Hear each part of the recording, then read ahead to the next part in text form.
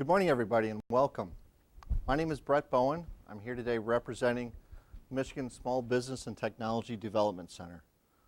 Today I'd like to engage in a focused conversation on entrepreneurship, starting a business.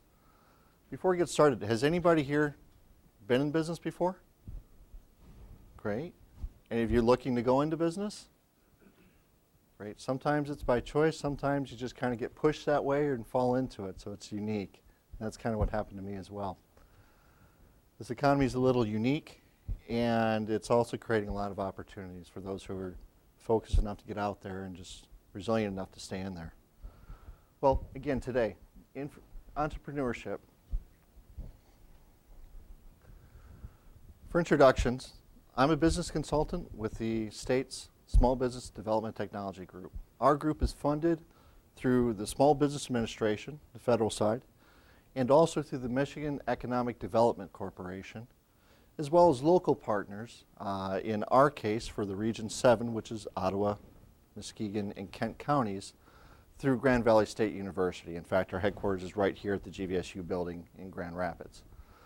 Down in Kalamazoo, they're partnered with Western, and then it continues like that throughout the state. Each state has a Small Business Technology Development Center as well. Through the group, and I'll touch on this in a little bit, but again for introductions, we handle a lot of courses and classes. Some of the classes are free, some have nominal charges, and in certain situations, if you're already in business, consultants like myself can actually come out and take a look at whatever your situation may be, from finance to operations, sales and marketing, whatever it is that you need. There's a lot of things that are special and unique, and there's a lot of things that are common with a lot of businesses. So, anyways, moving forward. Entrepreneurship. Obviously, that's why we're here today. The first thing is a business idea, a product, a service, something unique that you have, something better that you have, or just simply a passion and trying to figure out how to turn that into a business. Business owners, we'll talk about that as well. The business owner mentality is a little bit different. There's a lot of people with certain specialties, perhaps IT or with the trades or whatever it may be, where they know that product or service dead on, but they've never really had to go out and do sales. They've never had to take care of the accounting, projecting, and planning, and really just interfacing with people at all different levels. So there's some things that really add to it. The challenges, again, we'll talk on that a little bit more as well. With the challenges, again, there's risk, there's also reward, provided everything goes right. But there's some time commitments. Finding balance with family is something else that comes up. It's a constant struggle. Self-assessment. This is probably the biggest factor. Who are you? Why are you here? Why do you want to go into business? Are you sure you want to go into business? And would you be better served just taking a job and working for somebody else? Either way is a great way to go. And we'll get to that a little bit more. But really knowing who you are, knowing your strengths, knowing your weaknesses, and how do you play to those? If you're weak in there, you can always hire an accountant. That's fine. But just knowing that, that's a key. And last, our fast-track new venture. For those of you who would like to go on beyond this, we do have kind of a boot camp, if you will, for starting your business plans and really figuring out, how am I going to do this? What do I need? What might it look like? What challenges am I going to face, and how am I going to do that? And we'll talk on specifics on that as well. By the way, after the program as well, I have some take-home materials too. And if anybody would like to get into the Fast Track program, I do have some starter packages here as well. Also, if anybody has a question, this is very informal, just let me know. Okay, we'll engage in whatever conversation format we need. Small businesses. There are 600,000 new businesses created annually. Half of all the private sector employees. When you think about that, half. Everybody tends to think of the giant corporations out there. Well, they're falling, they're crashing, even before the downfall of some of the institutions in our country. Private sector still was a major force. They provide the majority of new jobs, at least half, nowadays, probably more today, of the gross domestic product. Basically all the sales in the country.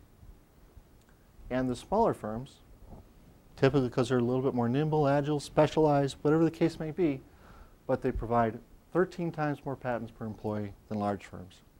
I don't know if your firm's going to go after a patent. Mine certainly doesn't.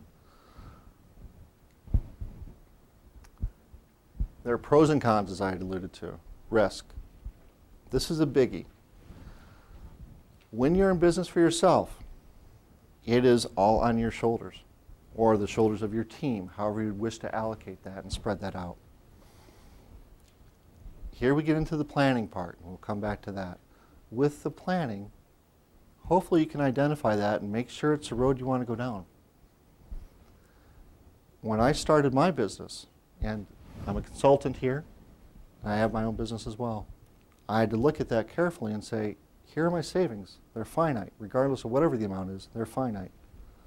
Am I prepared to lose all of it? Because there's a good chance that the business won't work. And that's a tough one to ask. But it's a reality. It is a risky venture. Independence. There are a lot of different types of having your own business. Independence comes along with that. There's great flexibility. You got to go to a school event for the kids. You go. But every time you go, you're also leaving behind the business. An hour here means you're not getting an hour here. Even if you're paying yourself a salary, that money's got to come from someplace. And again, every hour spent here is not an hour spent there. So it has a lot of discipline, and that's another question you have to ask yourself. Are you disciplined? Do you just want to stay in one area? Do you want to go take off and spend more time in one area and forget about others? Creating a system on how you're going to take care of that independence and keep some structure in there and some sort of accountability, be it self, through a spouse, a friend, a trusted professional, whoever it may be, is paramount. I rely on that every day. Income. This one's all over the board. It's hard to predict. You can get best estimates when you're starting. Obviously, we've all heard risk and reward. The higher risk you take, the more potential for reward. Also more potential that you could fall on your face, but then you pick yourself up and try it again if you like, if you can. But with income, really, it depends on what you're doing. And there's some skills in here. Obviously, if your business is going like gangbusters, sales are through the roof, that's great. But it might not be profitable sales. So again, getting in and knowing all the different hats that you have to learn within business is crucial. You can rely on your trusted professionals, your accountants and things like that for the numbers. But ultimately, if you're not buying materials correctly in the case of a manufacturer, if you're not scheduling correctly, if everything's coming at once and then you forget about sales and you go through this huge pile of business, which is wonderful, then you get to the other side and there's no sales. And time again, I see this again. It's a classic sales management thing that everybody struggles with. It's easy in theory. But if you aren't consistently, especially in those crazy busy times, out there really watching your time, focusing on sales, you're going to have those peaks where you're throwing anything you can do to service a client, and then you come through in a valley with nothing left over, and you realize you've blown all your income in that peak because of poor planning. We don't have a lot of control in when clients say yes, go for it, but what we do, we need to control. That all leads to income. Obviously, it's not about sales, it's about the profitability within those sales. Flexibility, again, just up there with the independence. It's your business. When I got into business, I looked at the specialties that I had before then, the experiences I had. I made an inventory. I said, you know, I really like these. And boy, I can't stand this. I'm going to do this. When I got into business was 2007 on my own with some specialized consulting in finance. That was at a time when the banks were starting to slow down. Money was out there. Things were going great. And that was a specialty niche that I had. But then, as we all know, everything stopped out there. So I had to shift my business. I had to be very flexible. I had to begin to rely more on my consulting than on my original plan. Everything changes on a daily basis, and you have to be ready. the clients and services or products that you provided looking backwards, a year, 2 years if you have that luxury, or even the thoughts that you have of your specialties back then that you wish to employ, how are they different today? Everybody's adjusting to this new economy. How are you adjusting? Price point, sales, your target audience, your approach, your budget. How do you get in front of them? But the flexibility and having a plan, knowing what you're going to do, and furthermore, knowing what you're not going to do. That's the toughest thing out there. I'm going to do this, but I'm not going to do this, no matter how tempting it might be. But again, you have options, and you control your options. Okay? Administration. This is something that drives me crazy. I'm not a details person. I've always been more of a thinker, a consultant, a creative type. And if it weren't for my wife, who's helping in my business, who is very detail-oriented, I probably wouldn't have the luxury of being here today to talk to you. The administration gets very deep very quickly and very specialized. You have to start looking at payroll, taxes, withholdings, quarterly tax payments. If you're fortunate enough to be earning enough, those usually kick in once you exceed 50 or so, but check with your tax professional. I'm not a CPA. But the administration goes with everything. Your record keeping. Where will you keep your records? How long do you keep them? What security will be on your records, especially if you're dealing with any type of sensitive information or that may be subject to audit by the SEC, a state government, or just whatever it may be, especially the tax man. If the IRS comes in, they're going to want to see expenses with the receipt. They're going to want to see the income. You need to account for everything. If you can't account for it, it may be disallowed. If it's disallowed, that may be fine, but it may create an issue. So record keeping and administration is crucial. That also can help with many other assets in the sales, marketing, planning. With the good administration and good record keeping comes analysis. Peel yourself away from the business and look at the statistics. If it's sales, how many doors am I knocking on? How many times are people opening those doors? How many times do I get to make my pitch? And how many times do I close? Of all those different things, maybe I call in 100 like that. Maybe I get 20 people who say, tell me more. Maybe I actually get in front with a full presentation of 5. Maybe only one says yes. Maybe I earn $1,000 off of that after all the expenses. I can now say every time I pick up that phone for the next 100 calls, I know that it's leading towards 1,000. So every dial equals a dollar amount. If you don't have good administration, you can't track those things. You can't see if there's seasonality. You can't answer to things when you need to. And you spend a lot of time catching up. Benefits, that's a huge one. Great eye-opener as well. I'm married. I have 2 young children. I was downsized from an executive job here in the area.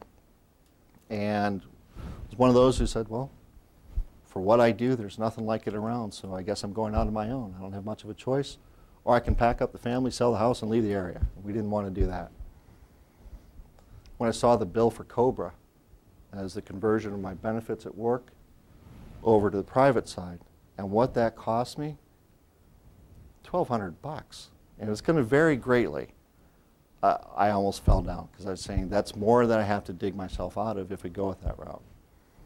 Now, by watching it and studying, obviously you have to be very, very careful and prudent, but you need to make sure that you're covered. Benefits can include health insurance, retirement plans. There's some others in there too that are hidden. Workman's comp, things of that nature. A good professional, your CPA or your accountant, an insurance agent that it comes recommended and trusted, they can guide you through that pretty effortlessly. Any questions so far? Great. Entrepreneurship options. These are some of the primary categories of things that you can do out there. Consultant. That one's fun. You get to get out here and talk to people. You get to look at things, be creative, employ your experience, and hopefully help some people and earn while you do that. It is very, very independent. For what I do, I tend to work in about 12, 13 counties in West Michigan. So that also means it's a lot of road time. I'm home every night, but there's some logistics to that too. I have to be wired so I can be accessible 24/7. Holidays, goofy hours in the night, etc. But I'm also limited to the number of hours I can spend with a client, the number of billable hours. There's a certain price that I can charge, no more, and there's only a certain amount of hours I can work without either destroying my family or impairing my health. So that means I can only earn so much. Whereas if you have a business with employees, those employees can help pick up that pace and earn for you as well, ideally. Now, franchise, well, backing up the consulting, the great thing about that is you take your skill set. You really don't need a lot of investment with that, but you need some reserves because you don't know when those deals are coming in, when you get the next appointment with a client, and what that'll look like. So reserves are important. A franchise, those are very nice because what happens with the franchise, you get a nice big book that tells you everything that you need to know, and you get support from the headquarters of the company. It's going to say, here's our marketing plan. We've got advertisements going on radio, TV, print, etc. Here they are. It's a turnkey system. More often than not, you're writing a check for the franchise rights, for the marketing support, and that comes in a lump sum up front as well as monthly. A little tithing up, if you will, based on a percentage of sales, not necessarily profitability, to the headquarters to continue to fund all the marketing they're providing and that value-added brand recognition, et cetera, which is very valuable. That's a great way to go. When I left the military years ago, I had a lot of friends actually get into that because it was perfect for them. They were used to having an SOP book right here, Standard Operating Procedure book. They jumped right in it, followed the instructions. If they did it to a T, more often than not, they ended up successful. But it's not a guarantee. Nothing's a guarantee. These two here together, they play off each other. Do I buy an existing business or do I start one? There's a break even for each, and that's really difficult to calculate. Buying a business, with that you're getting hopefully a name brand that has some success, or else you probably wouldn't be looking at it unless you want to turn it around. Hopefully it's an area where you know that business. Ideally that specific business, not just the industry. I came from finance. I came across an opportunity to buy a landscaping company. My wife said, you should look at this. And we talked about it and said, that'd be suicidal. I know nothing about landscaping. I could barely keep my lawn green. So that would not have been a good example for me. But when buying the business, there's all sorts of hidden liabilities as well. What type of sale is it? Are you buying the company lock, stock, and barrel as is? Here are the keys, here's your desk, goodbye, says the owner or the seller. And with that comes the checkbook, the receivables, the payables, any legal liabilities that are outstanding, and skeletons in the closet that you might not know about. Another way to buy it is an asset-based. And again, your specialists will work with you on this. Asset-based, you're buying the equipment, the goods, and sometimes there's a little add-on for some other items as well. Goodwill, non-competes, etc. But it's a complicated process. You really need to have a good CPA review it, as well as an attorney. It's not a place to scrimp, because the little amount you pay now is nothing compared to what you could be out down the road if those items aren't clean. But the nice thing is, when you walk into buying a business, there's an income coming in. There's a history. You've got a client base already created that you can plug into. And by plugging into that, hopefully, that'll get you going quicker. The only difference now is you have to account for either writing a check to buy the business or folding that into the cash flow. As long as that works, that might be a great way to go. Starting a business, a lot of people say that it's kind of the same as buying a business. With all the money and time and effort that you put into starting a business, it often works out to about the same as buying a business once you look at sales and profitability. They tend to even up at the same point in theory. I chose to start my own business just because I hadn't planned for it. I did not have money set aside for 6 to 12 months, which is what I really would have needed in this case. Most businesses look at about 3. But that was the situation I was in. Oh, yes. Could you give a little more background on your business so it might give a little perspective, not just as an abstract as you're going through this? Sure. I come from a banking and finance background. I had commercial lending authority, consumer lending authority, a Series 7, 66, managed a wealth management team as well. When the bank said goodbye, because they're downsizing at the time, as you know, there's a lot of bankers out there in the streets. Some may applaud, some may not, particularly the bankers. But with that, that's just part of the economy. Everybody's getting hit in this economy. What I did is I took everything that I liked, working with the numbers, helping people figure out how to make things work financially. And as money was drying up, my angle was really looking at how do I help people get money.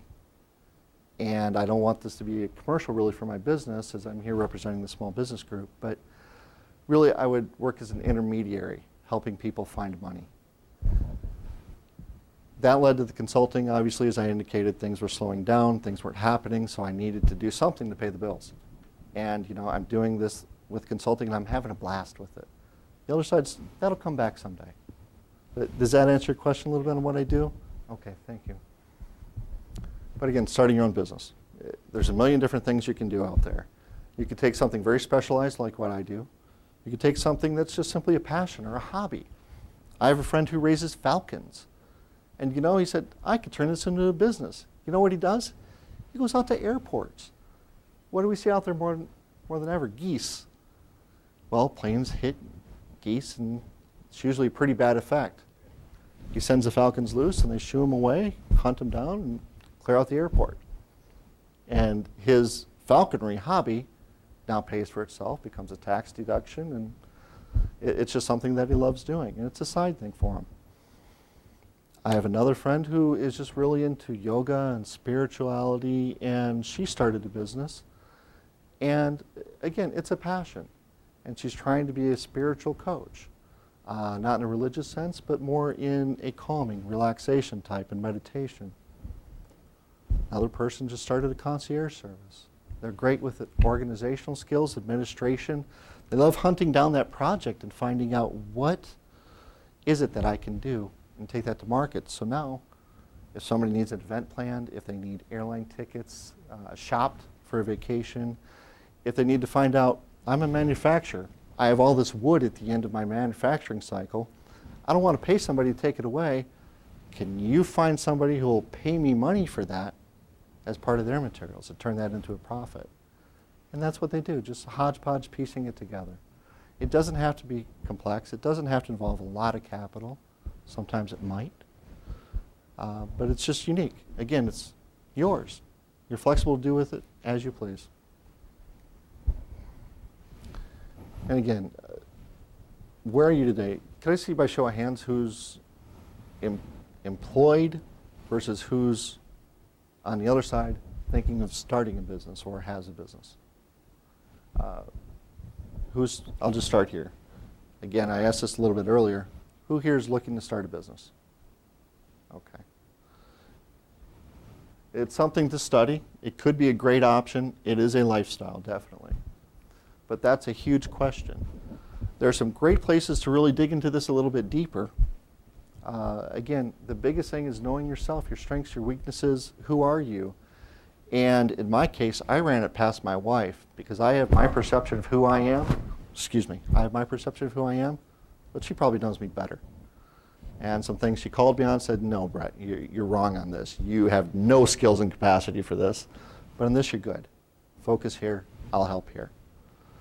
So that assessment's very good. If you go to our website, and I have some brochures up here that have that on there. Also, if you go to the SBA website, that's an easy one. It's just sba.gov.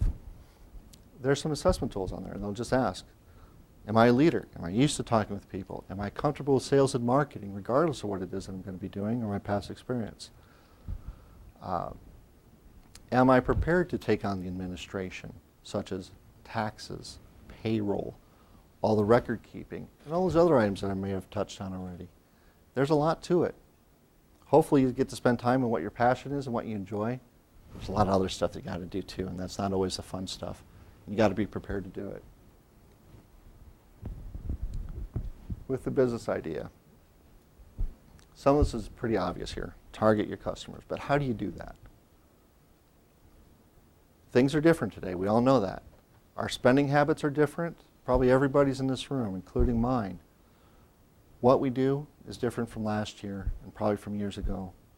So keep that in mind when you look at who you're selling to. If you're selling to this target audience, what's their habits? Why would they buy from you? Why did they buy in the past? And how is that different today? How do I need to adjust that? Do I need to adjust my price, my approach, the habits, or completely go a different direction? How do I find them once I've identified that? There's a lot of great databases out there. Marketing research. Through, for example, our group here, we have staff through our tie-in through the university systems who are graduate students, and the graduate students can actually go out there and pull information for free. For example, if my business is here at this location, and I want to see what other businesses are within a half a mile, they can pull that right up. Here's all the listings. Here's an estimate on their size. If it's computer repair, they can tell you where they average about 9 computers. And it's a great place for you to start with your sales. Products and services. Again, I've touched on this a little bit, but really, what's your experience? What are your strengths? How do they fit in? And more importantly, how do they fit in today? Because timing of it is great. How many here remember a Betamax machine? Back when VCRs came out and video players. Okay. Probably a superior product. Timing wasn't right. There was other things going through, and a different one. Even though the Beta was better, the VHS system became the norm. So products and services, you may be the best out there, but does it fit today's market? And how can you adapt you and your service or product to that? And that's a whole different class in itself. Competition. This is a tough one. It's fundamental to any marketing plan. It's fundamental to really daily existence. With competition, you have to look at what am I doing? Who else is doing that? My nearest competitor is blank. They charge this, they do these services, I do these services, I do this, they don't.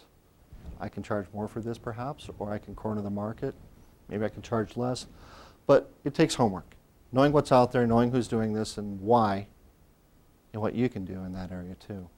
That'll also help you with pricing. What can I get away with in this market? As a consultant, I keep hitting the microphone. As a consultant, I had no idea what to charge. None. Discussed a number with my wife, and she said, well, for your background, and a lot of these were probably old clients of yours, they're going to expect a higher rate, just for image and marketing and all that. I said, well, that sounds great. But then I'm thinking, well, will they actually pay that? Can they pay that? So it's kind of adjusting scale and things like that, but really knowing my competition and who else is doing what I'm doing helped me figure out how to price it. And I got lucky. When I talked to some peers, we're all kind of in the same area. Promotion. It's a lot easier to promote yourself today than anything. Don't worry about it. Be a shameless self-marketer. That applies to those who are employed, the people looking for work, the people starting a business, and those who are in business. There are a lot of great sites out there. Who here has ever used LinkedIn? Okay. I highly encourage you to go take a look at that. LinkedIn, you've probably heard of Facebook. It's a social networking site. You just go on there, facebook.com, and people put pictures of their puppies and families and vacations up there and keep in touch with old friends. LinkedIn is a business version of that. The nice thing about that is it was a surprising thing. I filled out a basic profile and walked away from it. A friend of mine who's a professor in this, entrepreneurship, caught me one day at the beach, and he lectured me up one side and down the other when he found out I had an account and I wasn't using it. So then I quickly that night up until 3 a.m. was filling it out completely, doing everything I could, and it's a process. But what I was amazed with is once I got that done, and some other places like that, where I just put my name out there and I wouldn't do much. There's a lot out there, names, spokes, LinkedIn. There's more than you can throw a stick at. But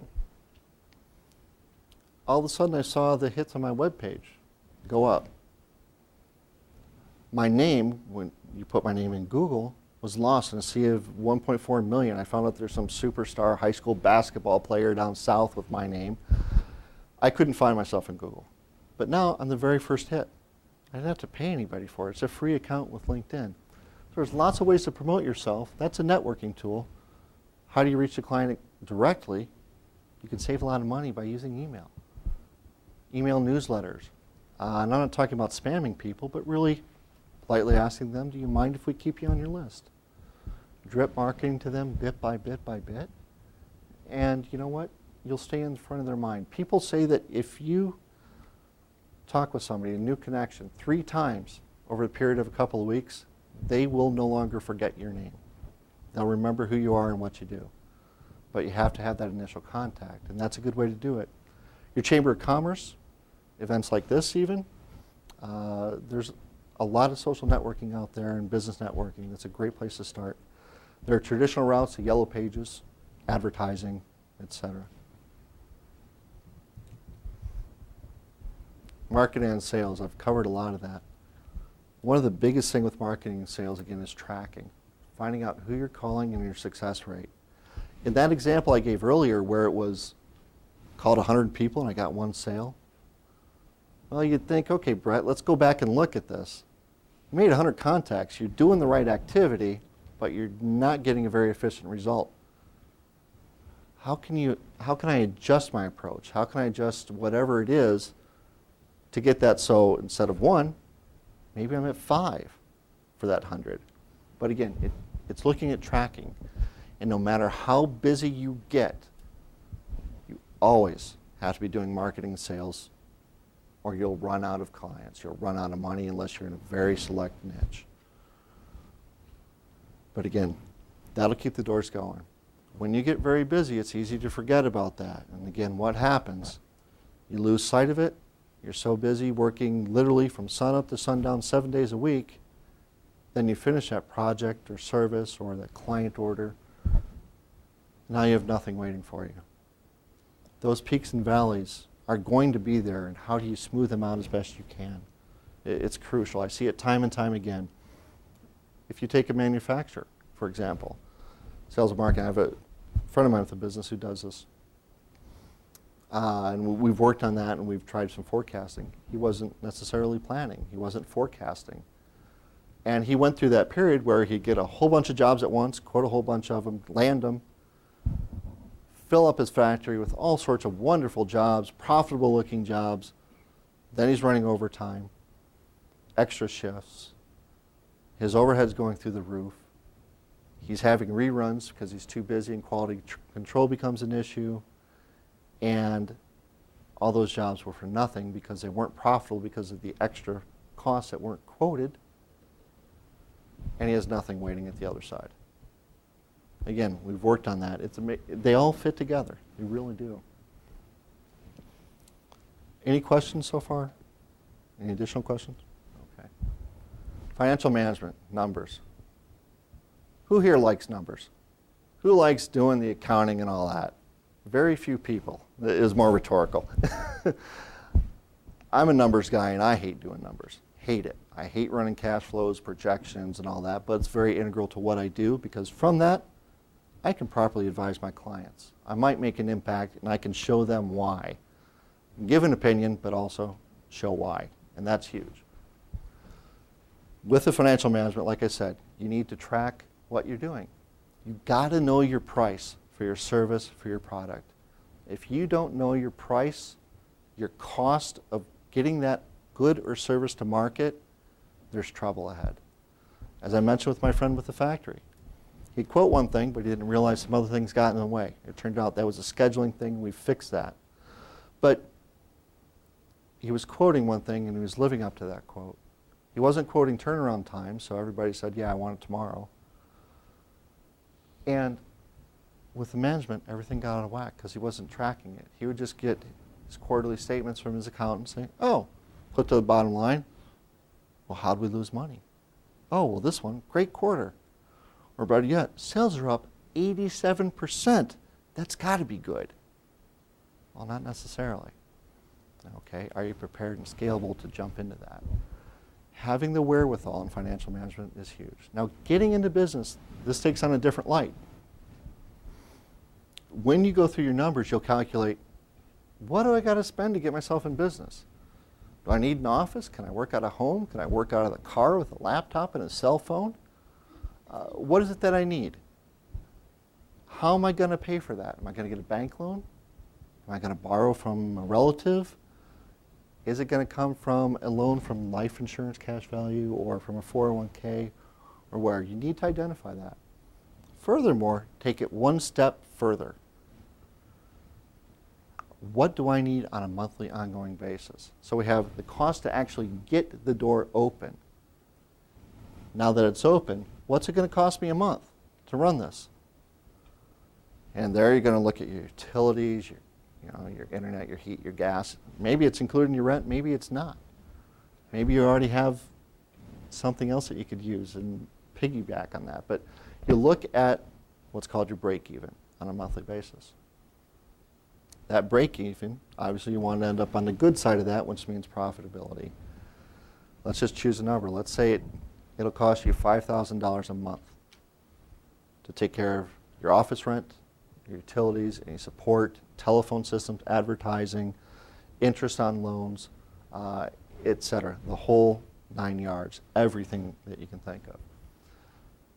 Most businesses will want to set aside 3 to 6 months just aside in that.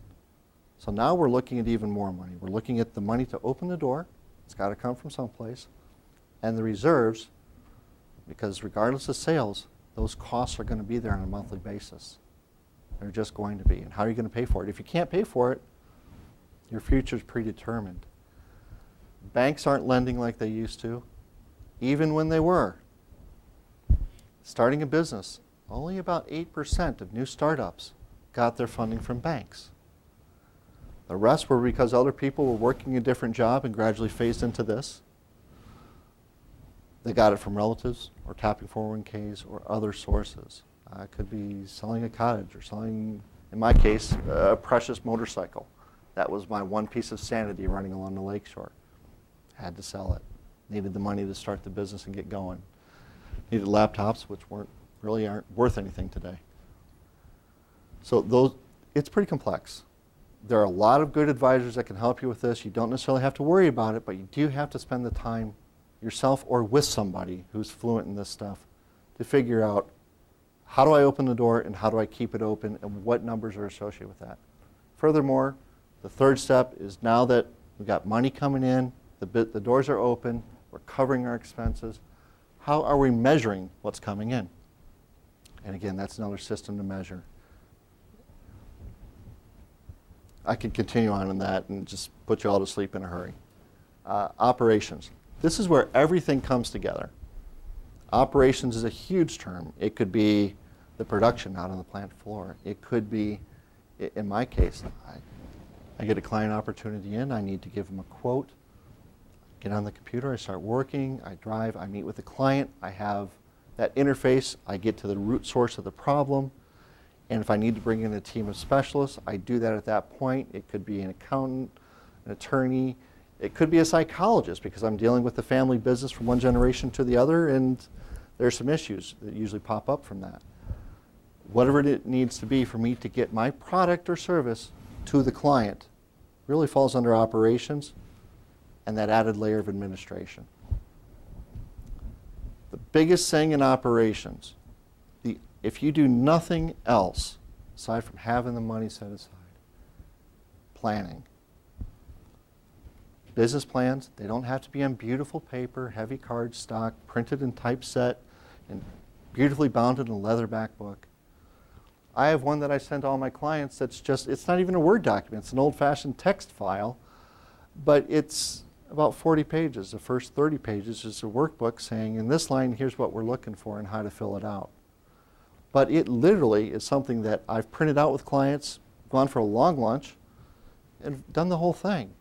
And it's literally a line with a blank. My nearest competitor is X. Their price is Y. My price is Z. I'm going to do this. I'm not going to do this. The neat thing about that is it's planning. It's not pretty, it's not typeset, but it's asking yourself those questions. It will make you think. It will absolutely make you think. Again, planning. If you don't do it, I really wouldn't even start down that road on the business until you get into the business plan. Furthermore, a business plan is not just something to give to a bank. It's something that you're going to look back and reflect. I explained to you how mine shifted. I did it again. I explained how my business shifted completely. Well, I had to adjust everything in my plan. But that is probably the biggest thing with operations. And again, there are plenty of consultants that come out there. And by the way, this group here, the Michigan Small Business Technology Development Center, as they're funded through different government and educational institutions, when I go out to a client, be it a startup, be it a $50 million manufacturer with hundreds of employees, the state pays for this. The client does not. So it's a service that is out there for free. Your tax dollars at work more correctly. But it's a very good service. The reason why they're doing that is in everybody's best interest for the business to work. Help creates jobs, grows the tax base, desperately needed today. There's a lot of good reasons to invest in having consultants come out and help. Human resources. Hiring people, finding out what they're going to do, job descriptions. You're going to do this, not this, unless, well, I tell you to do that. Firing people, that's hard. But now, if I'm firing somebody, is it for cause? Is it for downsizing? Are they in a protected class? Do I need to get my attorney and have them sit in on this? Do I need to get a specialist in HR to come in and do this? There's a lot of different twists in there that may seem very easy.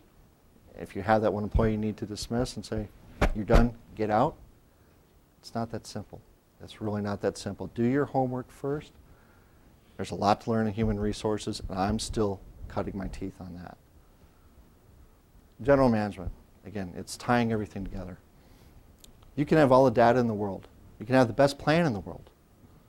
You can have all the money, potential sales, profit, revenue, etc. But if you're not managing it, if you're not interpreting that data, it could create problems, or it could simply mean, well, you could have had more on the bottom line because if you're paying more attention to it.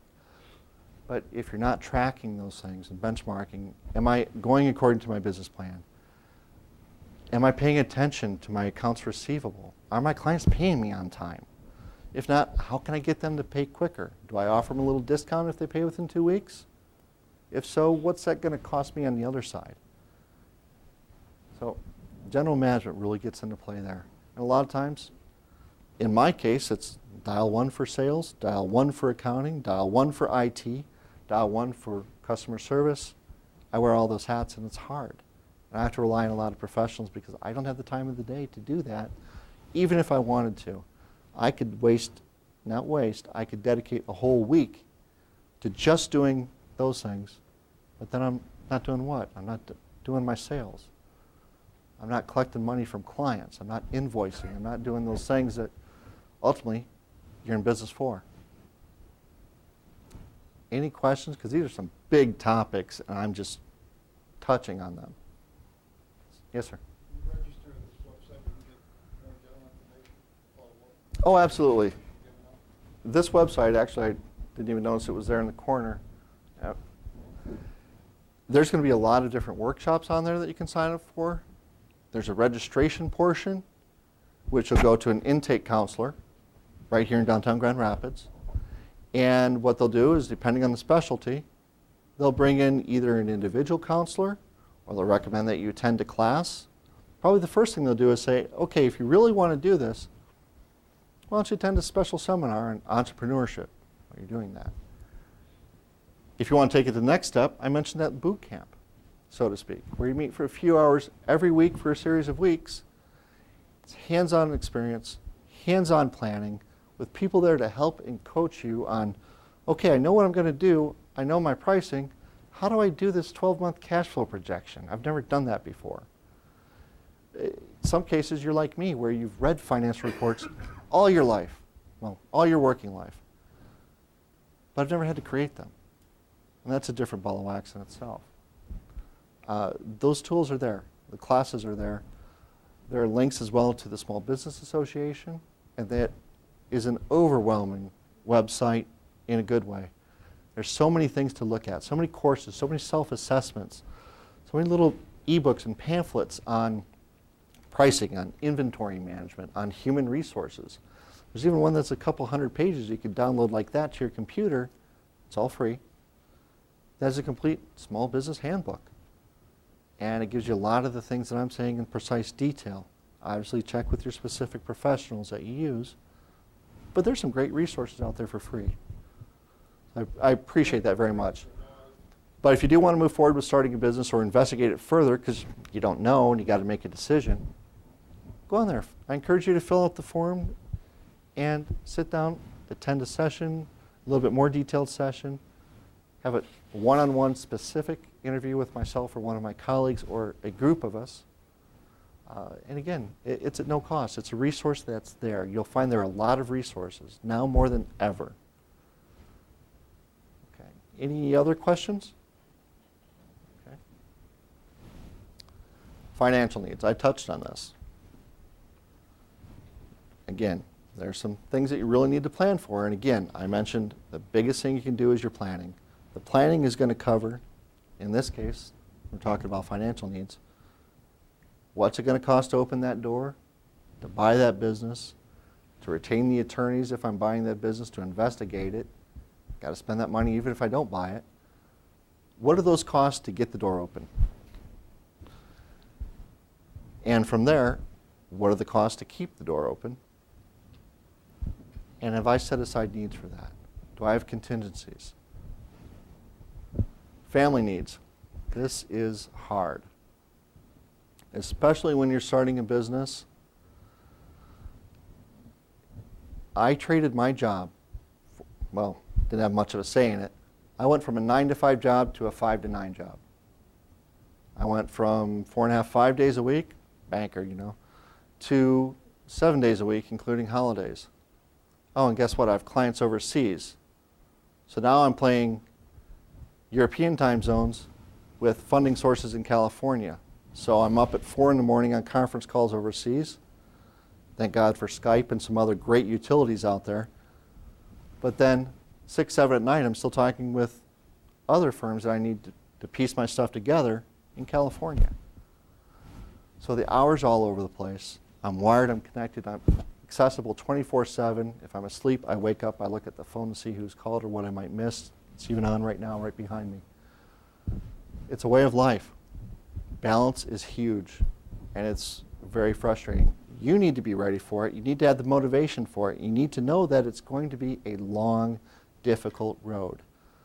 For me, I haven't seen profitability until just recently. Again, I started in 2007 with a very specialized, focused plan, took advantage of all these tools, and it's hard. I went from a very nice lifestyle to something that we had to downsize and really watch everything. Is I still consider myself a bootstrap started company, watching every penny. And you know, I'll probably say that to the day I retire. But it's not just me. My family had to be ready for this too. Telling my daughter, hey, you know what? I know we want to get a puppy, but when we look at the cost of having a puppy, the shots, the food and all that, it's like $1,000. We're going to wait for a couple months on that. Never thought I'd have to say that. It was never an issue before. But we want the business to go because we know what it can produce. Finding balance. Time available. Again, if you're starting your own business, you've got to be prepared. And find out if you're starting it on a part-time basis, which is a great way to go if you already have a job, how much time can you throw at this? Furthermore, All those other duties, who's going to do those? In my case, I have to contract most of that out. Just because if I'm doing that, for every hour I do that again, it's an hour I'm not with a client with a billable hour in my case. Or I'm not meeting with a new client, or I'm not networking, or I'm not working on promotional, or working on that service or good or whatever it is that you're going to do. So again, family and friends, it's huge. Bounce your ideas off of them. They're going to know you very, very well. And if they respect you, they will give you a straight up, direct answer. Hopefully not too direct, but they'll give you an idea, tell them your idea, give them your pitch. Say, hey, let's pretend you're a client. Here's what I'm looking to do. Would you be interested in this? If you're not, why? If you are, how can we really make this appealing so that it fits? Finances, we talked about that. The biggest one right here, as you can see, is motivation. It's hard. There are ups and downs. There are times where you will challenge yourself, where you will say, what am I doing? Where you'll be going through all the right motions, everything, and it's just not working. Then you'll have days where it's just falling from the sky. You can do no wrong. But those emotional ups and downs, especially if you're coming from a regular type of job where it's all laid out there for you, you're used to a weekly, monthly check or whatever it may be, this is terrifyingly fun. It's probably the best way I could put it. Terrifyingly fun. I'd mentioned for those of you who want to follow on, I called it a boot camp. They officially call it, we'll use that official term, the Fast Track New Venture. That's something that's put on through combination through the Michigan Economic Development Corporation, the SBA, and delivered through this group that I represent, the Michigan Small Business Technology Development Center. And again, if anybody would like to follow up on that, I have some packets up here as well. I do have some promotional literature, some ideas, some pamphlets that have some of our offerings, again, at no or little cost to you, depending on if it's a class, there might be a token cost. But they're all up here for you to take, and they're good resources with the website and all that there.